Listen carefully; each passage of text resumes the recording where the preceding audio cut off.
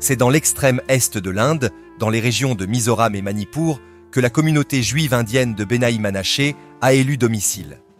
Cette communauté hébraïque sont des descendants de Manassé, le fils de Joseph.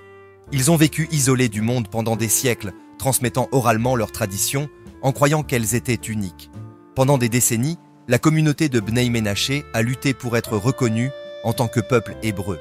Ce n'est que seulement en 2005 que le grand rabbin séfarade, Shlomo Omar, les a reconnus comme faisant partie des tribus perdues d'Israël. Les Bnei Manaché, comme on les appelle aujourd'hui, ont quitté le royaume d'Israël en 732 avant notre ère. Après la chute du royaume vaincu par l'Empire assyrien, ils furent déportés comme captifs. Ils se sont installés à Bagdad, où ils sont restés jusqu'à l'avènement de l'Empire perse. De là, ils se sont déplacés vers l'Afghanistan, le Tibet et la Chine, avant de s'installer en Inde au XVIIe siècle. Dans les années 1980, le rabbin Eliyahu Avihail s'est rendu en Inde, en vue d'effectuer des recherches sur cette communauté fascinante.